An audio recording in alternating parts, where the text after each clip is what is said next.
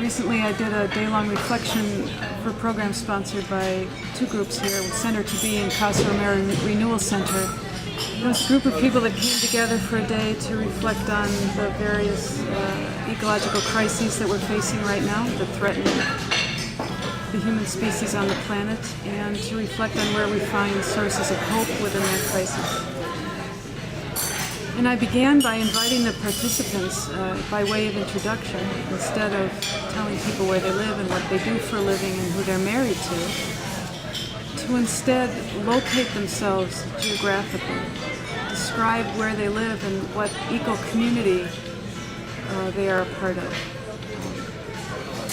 And there was sort of this interesting response when I suggested they do this. I thought people would think that this was crazy. But instead there was a lot of enthusiasm, and immediately there was this very animated conversation going on at these tables, and people having really a lot of fun doing this.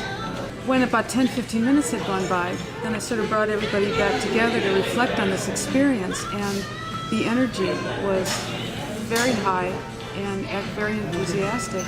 People really enjoyed this experience and talked about the fact that they hardly ever get a chance to really look at their world in that way and to share their world in that way with each other. So, I think about my own location right now as compared to where I grew up, which again is a very interesting way of trying to feel where we are in the world right now. I grew up in Wauwatosa, Wisconsin. I was born there in 1949, when Wauwatosa was the only suburb on the west end of Milwaukee, and beyond it was farms and woods. And if you went out North Avenue to Highway 100, that's where the dirt road started. If you went out 92nd Street to Capitol Drive, that's where the dirt road started. That was before Mayfair Mall went in, and before I-94 cut right through that neighborhood. And now the neighborhood where I grew up is just in the middle of this vast suburban sprawl.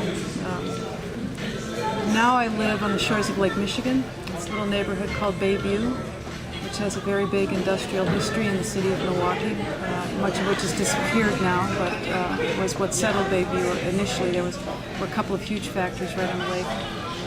And the lake shore is a very interesting place to be in Milwaukee right now, because the lake is so beautiful, and yet it's suffering egregious threats of all kinds. And when I look around at who my neighbors are, there are the fox, who have dens all through the neighborhood in the spring. If you know where they are, it's really fun to go out in the evening after the sun sets and watch the babies come up and play in the yards and in the alleys. There are coyote that are beginning to come up along the lake shore.